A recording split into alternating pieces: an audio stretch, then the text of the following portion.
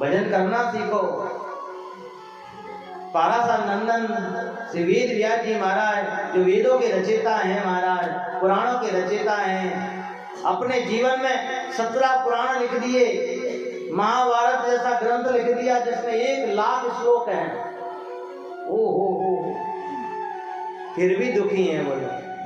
नारद जी आए और नारद जी आकर के वहां पूछने लगे, महाराज आप जैसा ज्ञानी पुरुष दुखी है?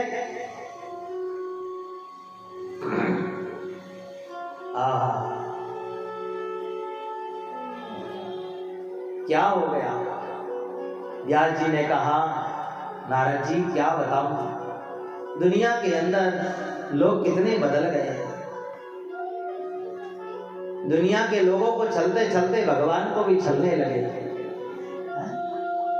दुनिया के लोग खाना पीना घूमना फिरना बस यही रह गया है। कौन पूजा पाठ आराधना कथा कीर्तन सत्संग में जाता है? बस खाया पिया सोया हंसना नाचना गाना, बस इसी में जीवन व्यतीत कर रहे हैं। मैं करूं क्या? व्यास के मन में बड़ी चिंता हुई।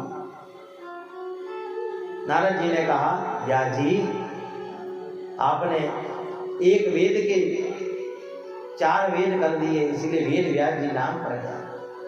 आपने 17 पुराण लिखे, उसमें विष्णु पुराण सबसे श्रेष्ठ है।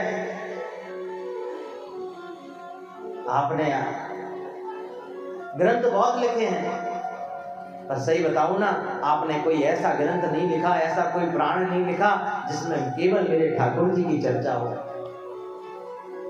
आप एक काम करो, अगर मन में संतोष लाना है, मन को सुखी करना है, तो कोई ऐसा ग्रंथ लिखो जिसमें केवल मेरे ठाकुर जी की चर्चा हो और कोई चर्चा नहीं हो। बस वेद व्यास जी कहने लगे, नारद जी आप बुढ़ापे में मेरा मजाक उड़ा रहे हैं।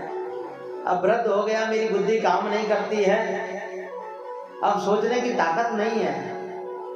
नारद जी ने कहा, क्यों चिंता करते हो, संतों की शरण में चले जाओ। क्या जब कब कोई काम नहीं होना महाराज, तो आप संतों की शरण में ले चले जाओ। नारद जी अपने पूर्व जन्म की कथा सुनाने लगे। मैं ब्रह्मा पुत्र कैसे बना आपको पता है? पूर्व जन्म में मैं एक दासी का पुत्र था। मेरे पिता जन्म लेने से पहले ही चले गए। मेरी माँ ने घरों में चूल्हा वासन चौका वासन करके मुझे पाला पोसा, मुझे बड़ा किया।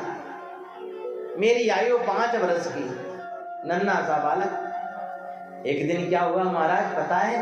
हमारे गांव में संत आए, और संत जब आए ना, तो उन संतों से गांव के लोगों ने आग्रह किया।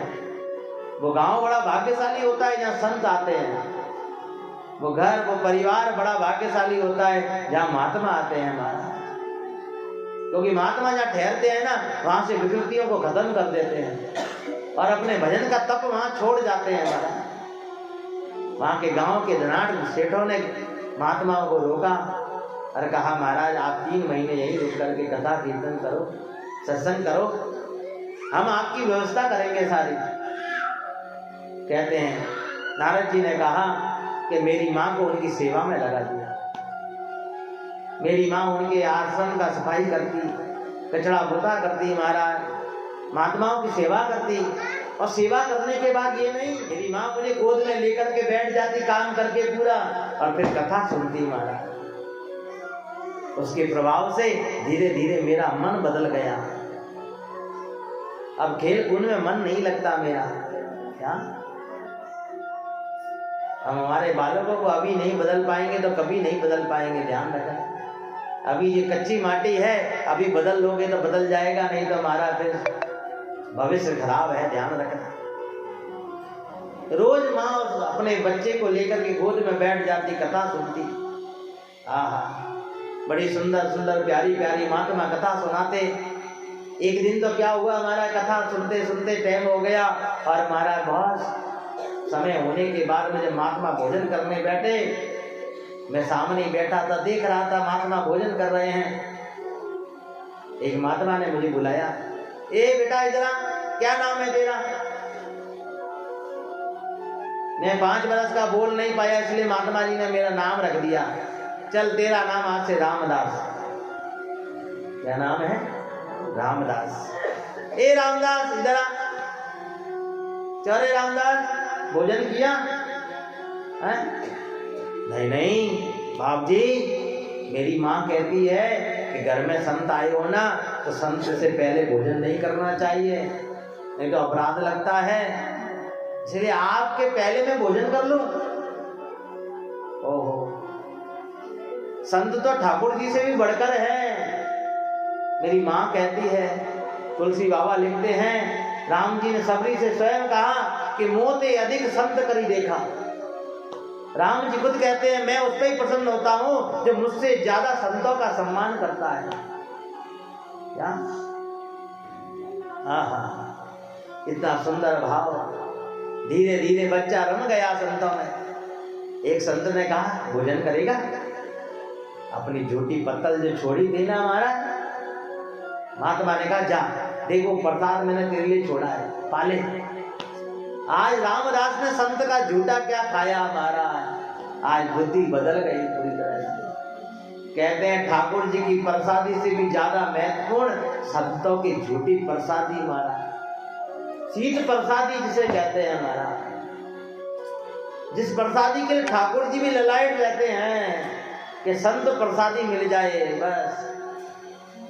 हाँ, कितना सुंदर भाव। जैसे रामदास ने वो प्रसादी खाई महाराज और मन बदल गया, बस भजन में मन लग गया। धीरे धीरे करके समय पूरा हुआ महाराज। 3 महीने चातुर्मास के पूरे हुए और महात्मा अगले दिन जाने का पता लगा। रामदास दौड़ा दौड़ा गया और महात्मा को कहा, महात्मा जी आप कल चले जाओगे, मैं यहाँ मेरा मन नहीं लगता, अब मुझे भी साथ में ले चलो ना। महात्मा ने कहा, कल विचार करेंगे। माँ को पता चला, माँ गई दौड़ी दौड़ी, महात्मा जी देखो मैं आपके चरण पकड़ती हूँ, निवेदन करती हूँ, मेरा एक ही लौता बेटा है, मेरे जीने का सहारा वही है, अगर आप उसे ले गए ना तो मैं मर जाऊंगा। रामदास कहे आप मुझे नहीं ले गए तो मैं मर जाऊंगा। रामदास की माँ कहे अगर बेटे को ले गए तो मैं मर जाऊंगा। महात्मा बड़े विडंबना में फंस गए, करें क्या? एक को छोड़े तो एक मरे, एक को ले जाए तो दूसरा मरे, महाराज करे तो करे क्या?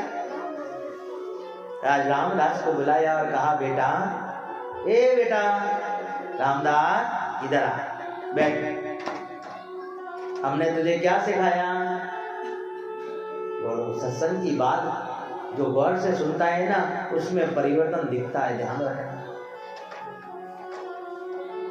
ये माँ के उद्देश्य को हमने क्या सिखाया तुझे कि गुरु महाराज आपने कहा कि मातृदेवो भव, सबसे पहला सूत्र, सबसे पहला वाक्य जीवन कल्याण के लिए।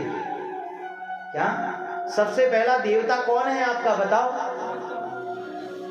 और हम कहां जाते हैं? जब कोई ब्राह्मण देवता जब पूजा कराते हैं ना तो सबसे पहले यही कहते हैं कि बोलो मातृदेवो भव। दूसरा पितृदेवतो भव, पिता। तीसरा आचार्य देवता भव।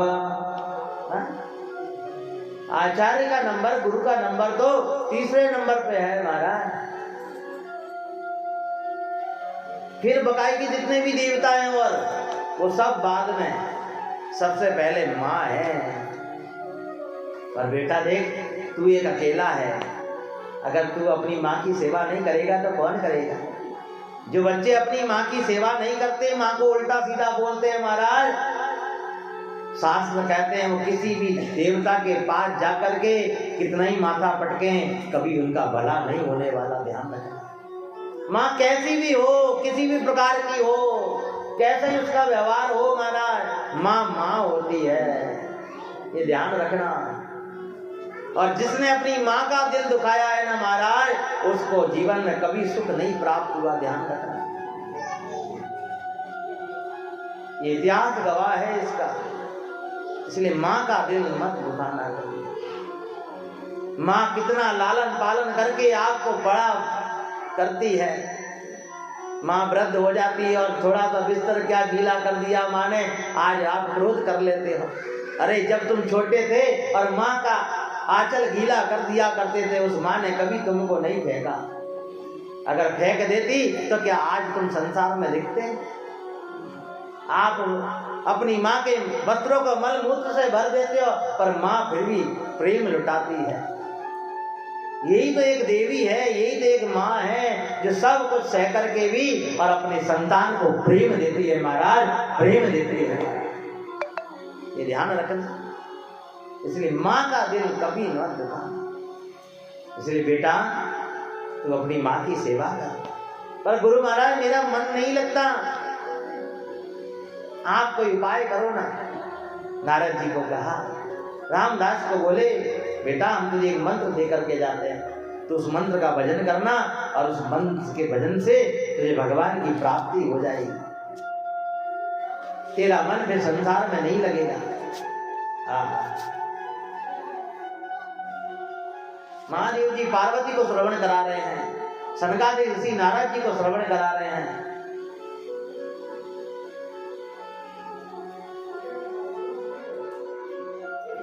महात्मा जी मंत्र देकर के चले गए और मंत्र के प्रभाव से देखो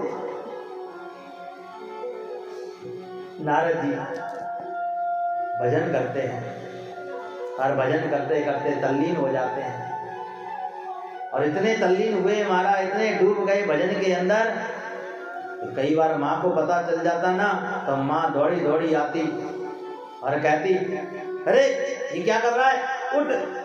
क्योंकि माँ को चिंता हो जाती, कहीं ये बाबा बन गया तो है, भजन नहीं करने देती क्या? बोलो, ये दुनिया भजन नहीं करने देती है, ध्यान रखना। इतनी बेकार दुनिया है। हाँ, परमात्मा का नाम नहीं लेने देगी आपको, सब कुछ कराएगी, बतलाएगी, घंटों बैठाएगी आपको, आपका समय बर्बाद करेगी, पर आप भजन में बैठो, देखो जैसे दुविधाएं चालू, नेक भजन में बैठ जाओ। अरे हनुमान जी का किस्सा सुना आपने? थोड़ा क्या छलांग लगाई भक्ति सीता की तरफ और कितनी दुविधाएं आने लगी। कहीं सुरसा आ गई, कहीं सिंगनी आ गई, कहीं मैनाक नाम का पर्वत आ गया, कहीं लंकनी आ गई। भक्ति की तरफ बढ़ने का कोशिश करोगे और संकट तैयार क्या? और दुनिया में आप अपना समय बर्बाद करो महाराज, कोई संकट नहीं आएगा। बोलो क्या करना चाहोगे? तो फिर भगवान की तरफ चलना चाहोगे कि संसार की तरफ चलना चाहोगे? परंतु भगवान की तरफ चलोगे संकट आएगा, पर 84 में नहीं भटकोगे फिर। और दुनिया में तब बढ़ोगे, संकट नहीं आएगा और फिर 84 में भटक जाओगे। ध्यान रखना।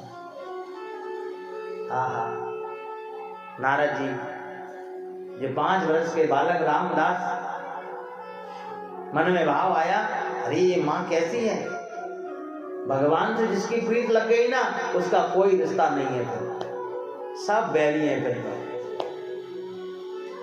उन्होंने सोचा ये माँ मर जाए तो अच्छी है, मुझे भजन नहीं करने देती है? परमात्मा से दूर करे वो बैरी है अपना, ये ध्यान रखना। संसार से दूर करे वो हितैषी है, और जो परमात्मा से दूर करे वो बैरी है हमारा, ध्यान रखना। ठाकुर जी की कृपा हुई, सुबह सवेरे माँ दूध धोने गई और गौशाला में, और सर्प ने कृपा करी और डसा और माँ मर गई। रामदास हंसने लगा। गांव के लोगों ने सोचा कि रामदास पागल हो गया है, जिस झोपड़ी में रहते उसी को पटका मारा, उसी में तुल्ली लगाई और माँ का अग्नि संस्कार किया और महाराज भजन करने के लिए निकल गए।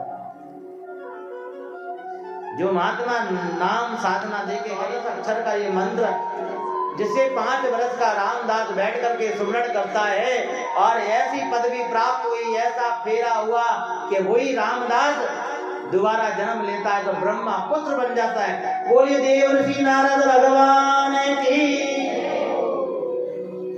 भगवान के मंत्र में कितनी शक्ति है महाराज, कि कागा से हंसा बना दे महाराज। इसीलिए गाइए, सुंदर मन को एकाग्र भाव करके शांत होकर के मीठी मीठी करतल ध्वनि के साथ में आप लोग भी रामदास के साथ ये मंत्र गाने का प्रयास करो। बोलिए कृष्ण कन्हैया लाल की हरि बोल।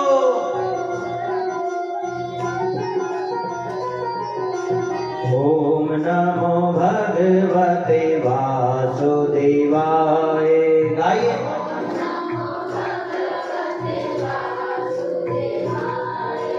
ओम नमो भगवते वासुदेवाय।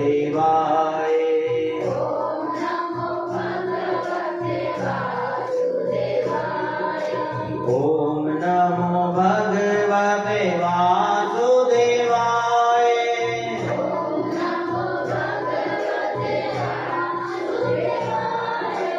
ओम नमो भगवते वासुदेवाय। सब गाइए बड़े सुंदर भाव से। ओम नमो भगवते वासुदेवाय।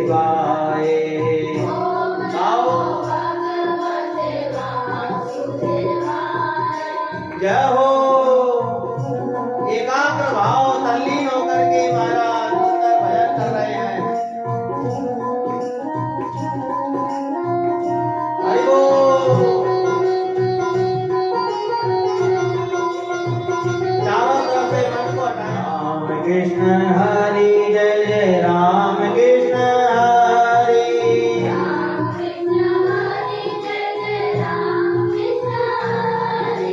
राम कृष्ण हरि जय जय राम कृष्ण हरि।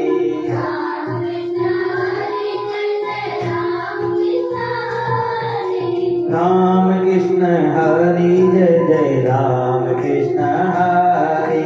गाइए सब गाइए। जय हो।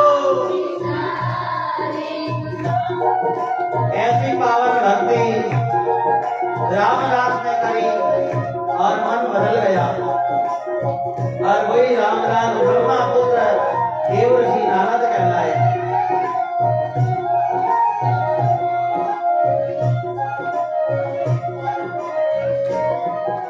5 वर्ष का बालक भजन करके और ब्रह्मा पुत्र बना है। वेद व्यास जी ने आज नारद जी के कहने पर और ऐसा सुंदर पुराण लिखा जिसका नाम श्रीमद् भागवत कथा है। संत कृपा से इसके राइटर कौन है?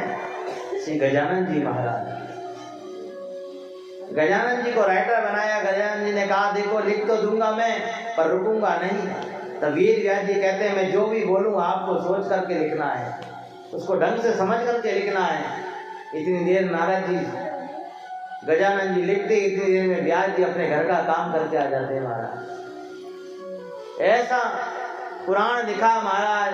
बोलिए श्रीमद् भागवत महापुराण की। पर ग्रंथ लिख तो गया पर उस ग्रंथ की अब प्रचार कौन करे? इसलिए अंदर से आवाज आई कि इसके लिए तो उत्तम व्यक्ति चाहिए। उत्तम व्यक्ति है कौन? अंदर आवाज आती है सुखदेव सुखदेव सुखदेव। अरे इससे उत्तम व्यक्ति कौन होगा? पर वो तो जंगल में बैठा है, भजन कर रहा है मेरा बेटा। आहा हा। 4 शिष्यों को बुलाया। कितने? 4। और भागवत का केवल आधा श्लोक। कितना? पूरा नहीं, आधा केवल। कितने श्लोक हैं? 18,000 श्लोक हैं। और कहते हैं बड़े प्रेम से, प्रीति से, श्रद्धा से कोई अगर आधा श्लोक भी नित्य पढ़ लेता है ना तो उस पर भी ठाकुर की कृपा हो जाती है। आधा भी, केवल आधा याद कराया, रटाया बिल्कुल पक्की तरह से और कहा जाओ जहां सुखदेव बैठ करके तपस्या कर रहा है वहां जाकर के उसे सुनाओ। क्या लिखा? वरहा पिंडम नटवरम गोकर्णयो कर्णिकारं विभद्रवासं कनककपीशं वेदन्ती च मेरा नटवर नागर, मोर मुकुट धारण करने वाला, जिसके गले में वैजंती माला है, मेरा प्रभु कितना सुंदर लग रहा है बताओ। चारों शिष्य उस एक वृक्ष के नीचे खड़े होकर के और ये मंत्र बोला, भागवत का आधा श्लोक बोला, सुखदेव जी की साधना खुली। अरे भैया कौन है जो इतना सुंदर भगवान के रूप का और दर्शन करा रहा है मुझे, और सुनाओ ना, अरे थोड़ा और सुनाओ। आगे नहीं आता हमको, हमारे गुरुजी ने हमें आधा ही सिखाया है, बस इतना ही सीखा, जाओ कोई काम नहीं। वापस बैठ गए तपस्या करने लगे। उतरा हुआ चेहरा, लटका हुआ चेहरा आए, क्या हुआ कि गुरुजी कुछ फर्क नहीं पड़ा, जागे तो थे परंतु वापस समाधि में बैठ गए। व्यास जी ने हार नहीं मानी। भागवत में वो ताकत है महाराज कि किसी को भी वहां लाया जा सकता है। आप सब लोग किस लिए आए हो? भागवत के पीछे आए हो। क्या ये भागवत की ये वाणी, ये शब्द,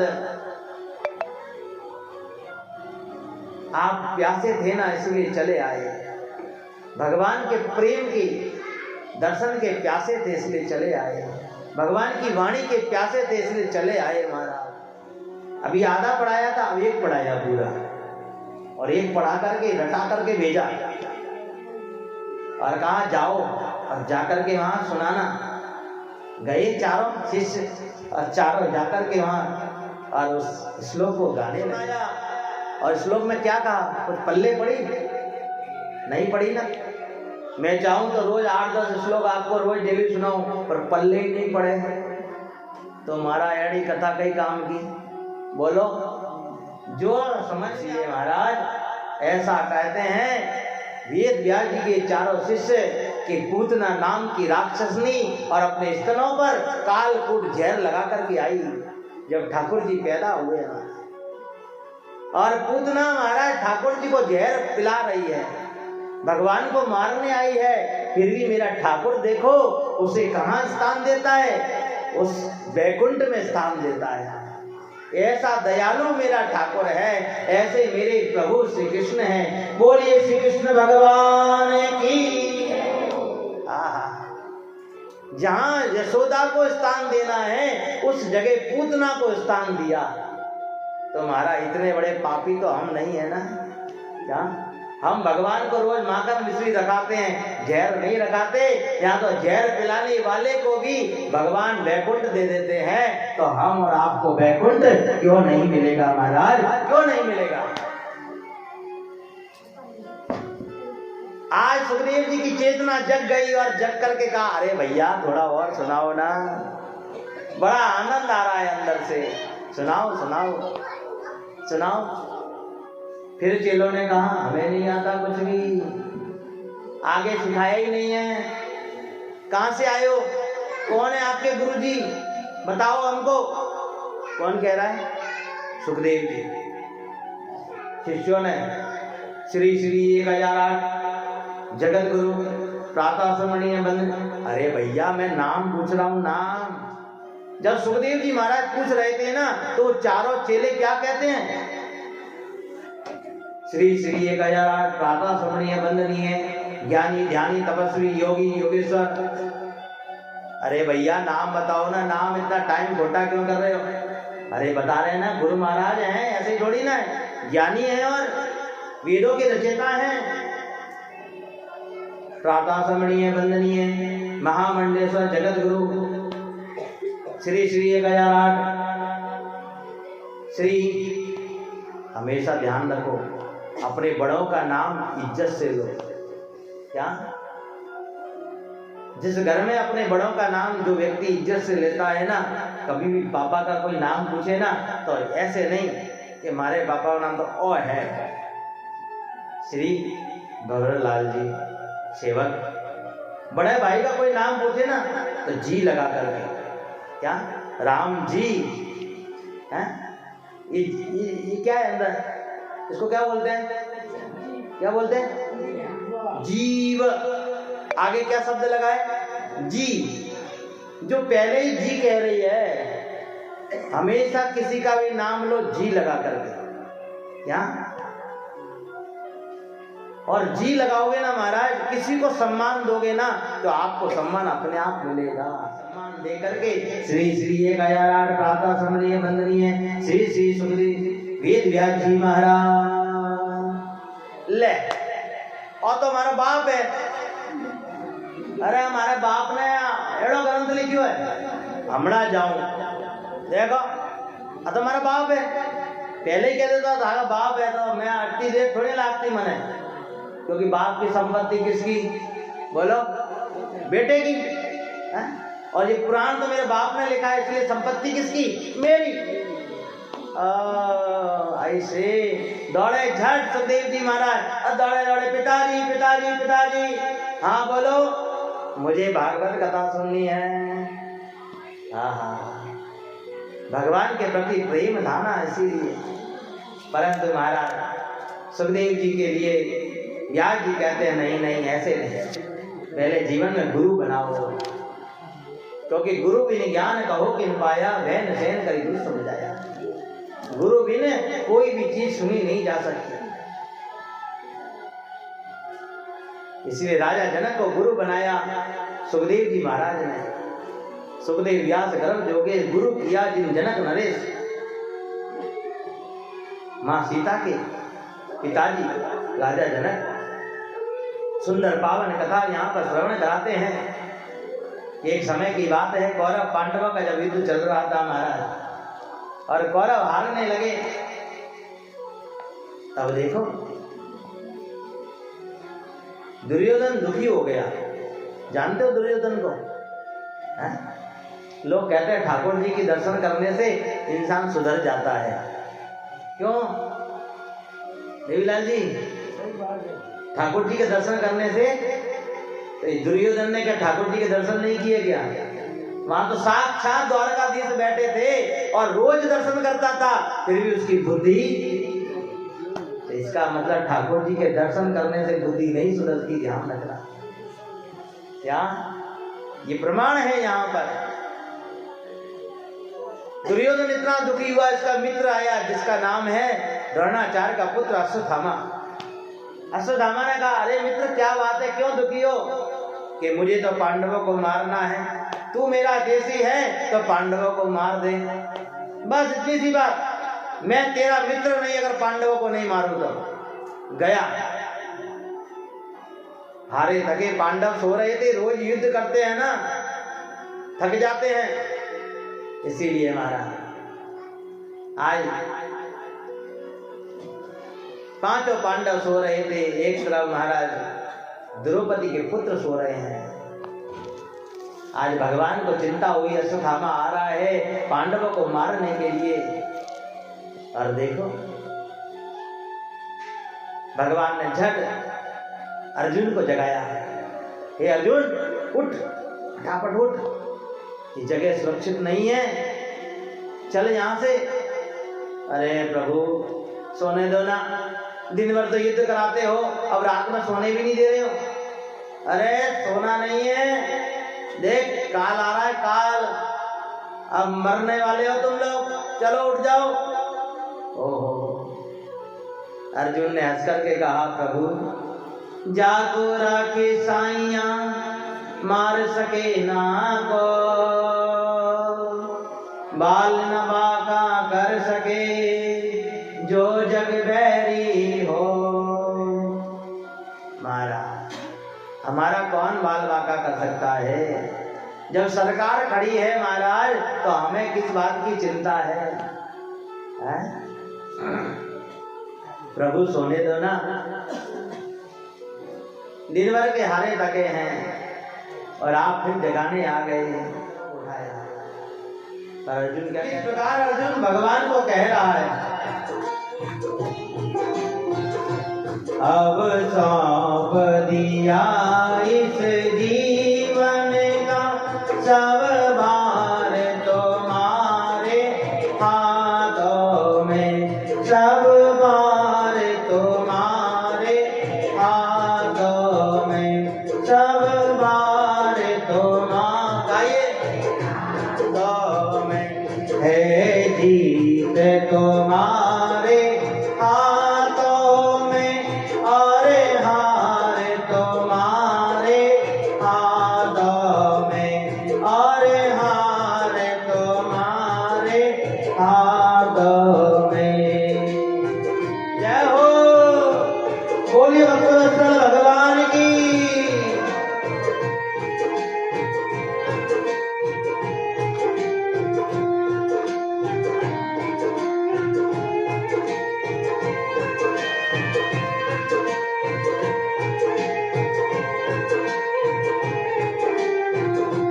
मेरा निश्चय बस एक जाहि, एक बार तुम्हें पा जाऊं मैं।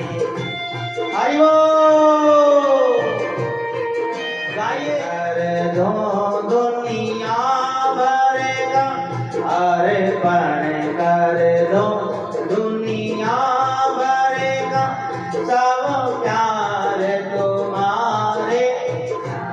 सब आइए। अब दिया इस जीवन, अब आप गाइए। सौंप दिया सब भार तुम्हारे हाथों में, अब सौंप दिया इस तुम्हारे हाथों में। देखो कल कथा के बाद में आप लोग कितना बढ़िया भजन गा रहे थे। कोई मैं इंग्लिश में तो नहीं गा रहा था, तो आप लोग गाओ मेरे साथ में।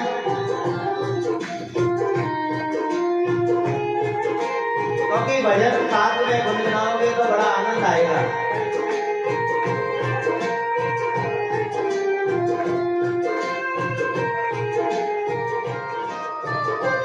जो जग में रहूं तो ऐसे रहूं, जो जल में कमल का फूल रहे। मेरे सब गुण दोष समर्पण हो, करतार तुम्हारे हाथों में। अब सौंप दिया इस जीवन का सब भार तुम्हारे हाथों में। हरि बोल, बोलिए विष्णु कन्हैया लाल की।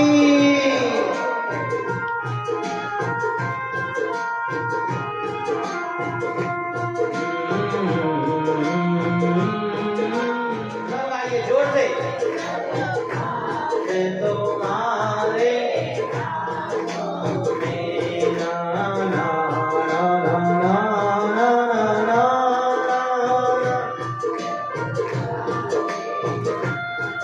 इसीलिए अर्जुन से सो गया कि ठाकुर जी तुम जानो, तुम्हारी जो इच्छा होगी वही होगा।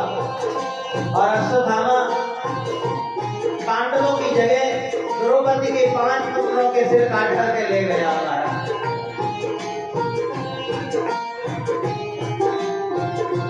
जब जब संसार का कैदी बनो, निष्काम भाव से कर्म करो।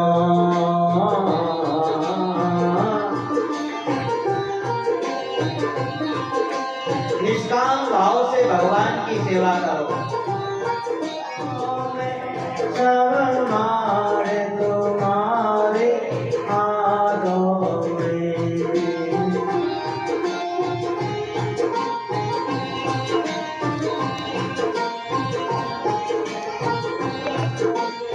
बोलिए भक्तवत्सल भगवान की। अब सौंप दिया जीवन का सब भार तुम्हारे हाथों में। कथा श्रवण करेंगे। अश्वत्थामा आया 5 सिर लेकर के झोली में, और दुर्योधन को कहा ले मित्र तेरा काम करके मैं आ गया। दुर्योधन खुश हुआ, ओहो मेरे शत्रु मारे गए, बढ़िया रहा बढ़िया रहा। परंतु दुर्योधन को विश्वास नहीं हुआ। दिखा क्या प्रमाण है, बस मित्रता पर शंका कर दी। मुझे पता था तू ऐसा ही करेगा, तेरी बुद्धि ही ऐसी है, इसलिए पांचों के सिर काट करके लाया हूं। देख, ये देख झोली, देख। झोली खोली और देखते ही हम रोने लगा, दुखी हो गया, बेहाल हो गया। और कहते हैं दुर्योधन को ऐसा वरदान था कि एक ही पल में सुखी होगा और दूसरे पल में दुखी हो जाएगा। उसी क्षण दुर्योधन का प्राणांत हो जाएगा और दुर्योधन मारा गया। अंत सांस लेते लेते दुर्योधन ने कहा, अरे अश्वत्थामा तूने ये क्या कर दिया? तूने तो हमारे कुल में पानी देने वालों को ही मार दिया।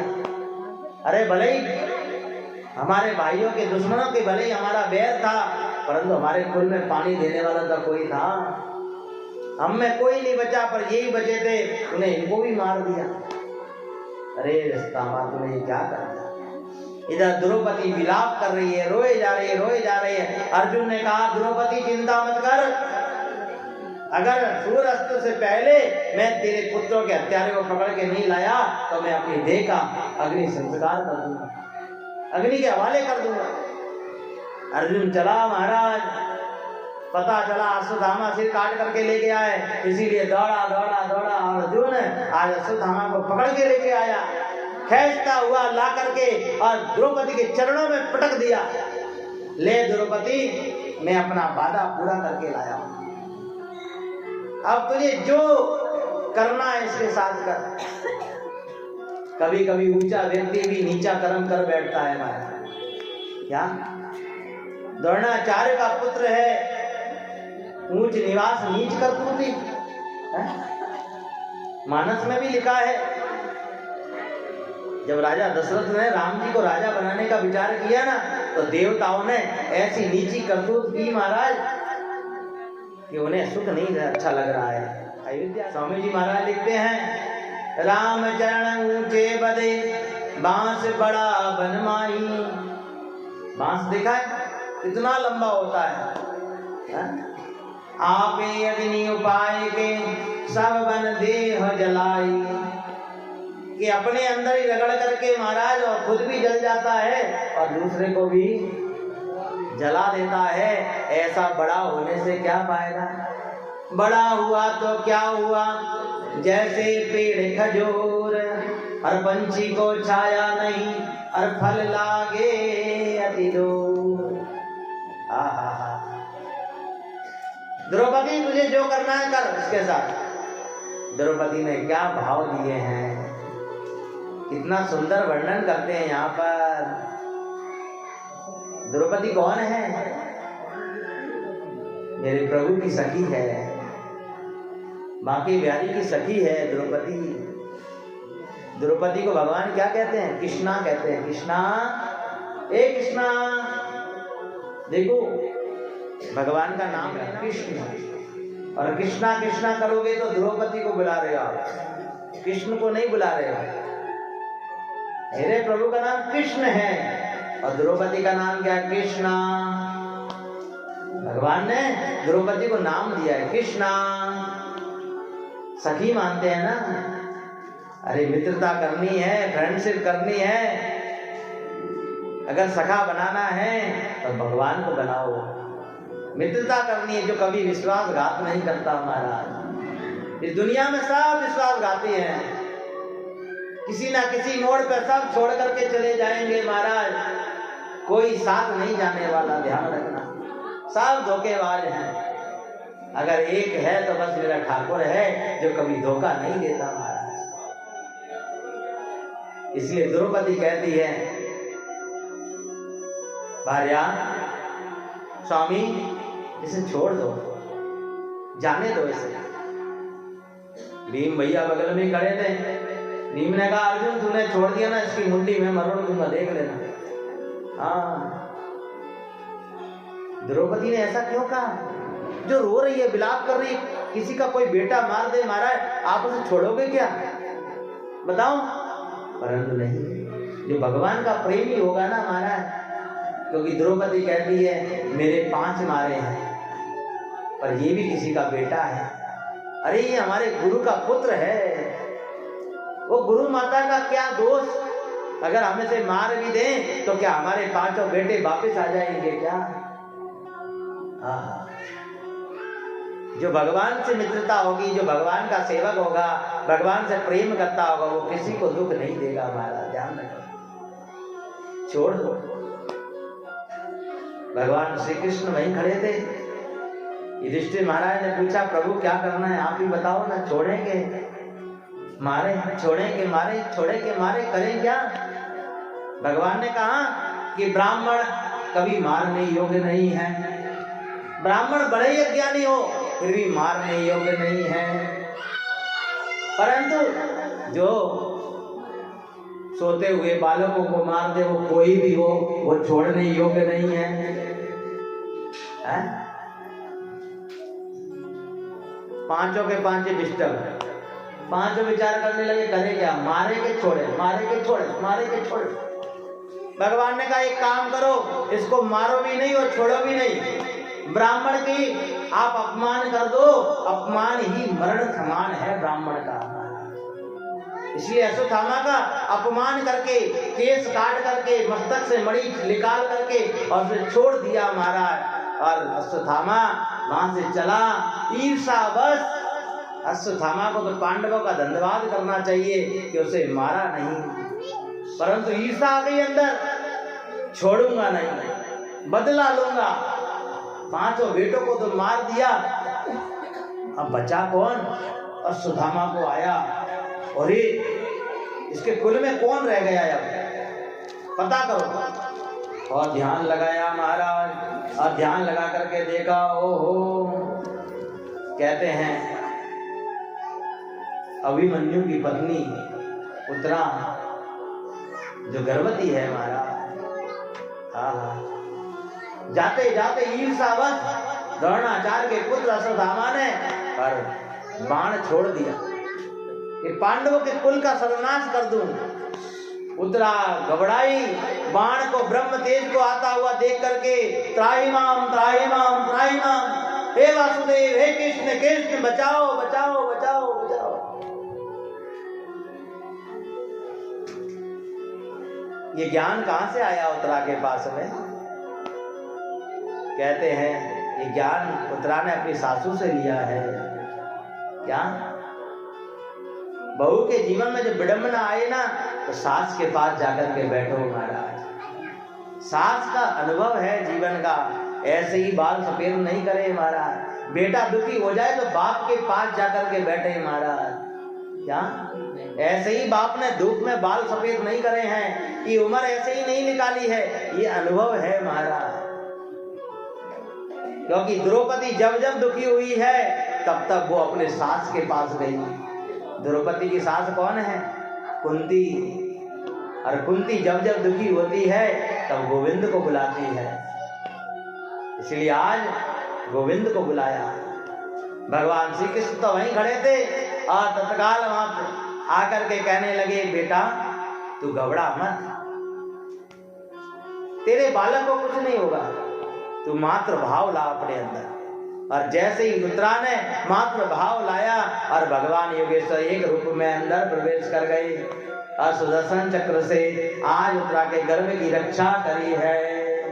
बोलिए भक्तवत्सल भगवान की। अश्वत्थामा का छोड़ा हुआ बाण निस्तेज हुआ, परंतु ये सारा कार्य कहते हैं कि दादी सास ने देख लिया। कौन है दादी सास? बताओ, उत्तरा की दादी सास कौन है? कुंती। हाँ, कुंती ने देखा, ओहो भगवान की जय हो, भगवान की जय हो, अरे योगेश्वर भगवान आपकी जय हो, आपने आज मेरे कुल की रक्षा कर ली। ले, कृष्ण ने सुना, पांडवों को कहा, ले ए पांडवों, देखो देखो तुम्हारी माँ क्या कह रही है। श्री कृष्ण द्वारिका वसेन देव देव जगत पते।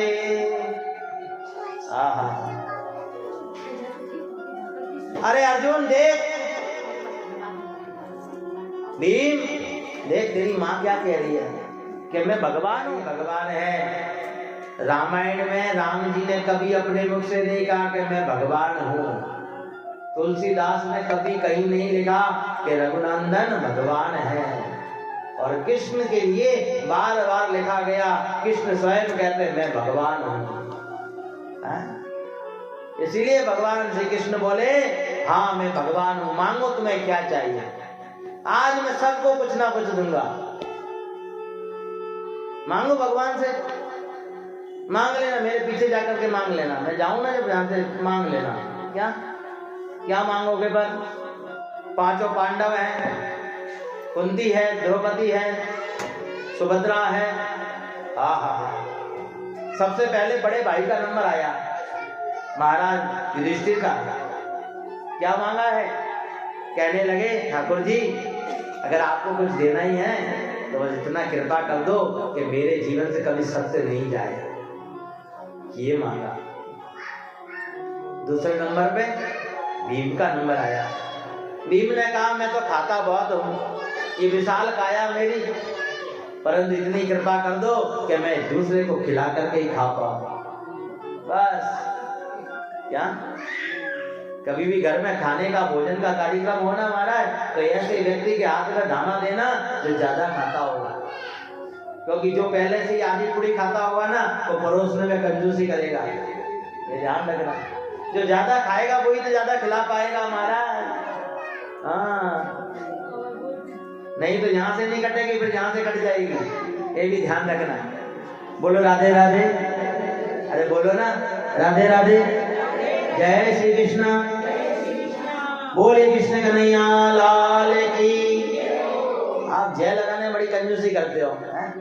मैं कथा करने में कंजूसी नहीं कर रहा हूँ, आप क्यों कर रहे हो? अर्जुन का नंबर आया। अर्जुन ने कहा मैं तो आपको गुरु मानता हूँ, सदैव गुरु का भाव बना रहे, मैं आपका शिष्य बना रहा। सुभद्रा से पूछा तुझे क्या चाहिए बता। सुभद्रा कहने लगी प्रभु कि मेरा मन तो और आपके चरण है, आपके चरण पिंजरा है, और मेरा मन क्या है? राजहंस है। और मैं चाहती हूं कि मेरा मन राजहंस रूपी पक्षी बन करके और आपके चरण रूपी पिंजरे में सदा के लिए कैद हो जाए। द्रौपदी से कहा मां, द्रौपदी ने कहा प्रभु जब सखा आप जैसा हो तो जीवन में फिर और कोई नहीं मिल सकता। सखा मतलब क्या होता है? उल्टा पढ़ो उसको, क्या अर्थ निकला? खास। जो खास है महाराज वही तो सखा है। अंत में कुंती का नंबर आया। बुआ, ए बुआ, बुआ। हाँ, भगवान क्या कहते हैं कुंती को? बुआ है ये मेरी। है? हाँ बुआ, अब तू भी तो मांग कुछ। बुआ ने कहा अरे मुझे पता है तू छलिया है, कब पलट जाए, पहले वादा कर, चल वादा कर, जो मांगूंगी वो देगा। है? भगवान ने कहा ले अब वादा भी करना पड़ेगा कि हाँ वादा भी करना पड़ेगा, कोई पता नहीं कब तू पलट जाए। भगवान ने किया, चलो वादा करते हैं, मांगो क्या चाहिए। क्या मांगे? आंचल फैलाया, कृष्ण ले एक काम कर, इस झोली में, क्योंकि वादा ले लिया, भगवान मुकर नहीं सकते। दुनिया क्या मांगने जाती है? मेरा घर अच्छा चले, मेरा परिवार अच्छा रहे, मेरी दुकान अच्छी चले, मेरे घर में संतान अच्छी हो, मेरे बहू बेटा अच्छे रहें, हैं? यही मांगने जाते हैं ना। और कुंती जो स्वयं द्वारकाधीश के सामने खड़ी है, उसने झोली फैला कर कहा, हे द्वारकाधीश एक काम करो, इस झोली में सारे जगत के दुख डाल दो। कोई मांगता है क्या भगवान से दुख? मांग लिया करो। जब जब ठाकुर जी के पास जाओ और ठाकुर जी के पास खड़े हो तो कह देना कि आज हमें कुछ नहीं चाहिए, दुख दे दो बस। है? भगवान रो पड़े आज, कृष्ण की आंखों से अश्रु की धारा बह पड़ी आज। हम जिस भगवान के लिए रोते हैं वो भगवान रो पड़ा आज। बुआ, अरे बुआ तूने ये क्या मांग लिया? अब मैं मना भी नहीं कर सकता क्योंकि बाधे में बंध गया हूं। रोए जा रहे हैं। कहने लगे कि बुआ पूरा जीवन तेरा दुख में जीता, फिर भी तूने दुख मांगा। बुआ मुस्कुरा करके कहती है कि दुख इसीलिए मांगा है कि सुख के माथे सिला पड़े जो हरि हृदय से जा। सुख के माथे सिला पड़े जो हरि हृदय से जा। बलिहारी वा दुख की जो पल पल नाम जपा। वो दुख अच्छा है जो सदैव भगवान की याद दिलाता है। इसलिए हमेशा दुख आए तो कभी घबराना नहीं, क्योंकि जब जब जीवन में विपत्ति आती है ना महाराज, तब तब हम नारायण को याद करते हैं। कहते हैं हनुमान जी लौट करके आए, राम जी ने पूछा सीता कैसी है? क्या पूछा? सीता के ऊपर विपत्ति बहुत होगी। हनुमान जी ने कहा नहीं, सीता जी पे विपत्ति है ही नहीं है। किस सुंदर शब्दों में हनुमान जी महाराज राम जी को कहते हैं, कह हनुमंत विपत्ति प्रभु सोई। विपत्ति किसका नाम है? आप लोग कहते हैं हाय राम जी हमारे ऊपर तो घनी विपत्ति है, घनी दुख है हमारे ऊपर तो। अरे राम जी का ही बताऊं, है ठाकुर जी हमारी विपत्ति से दूर करो।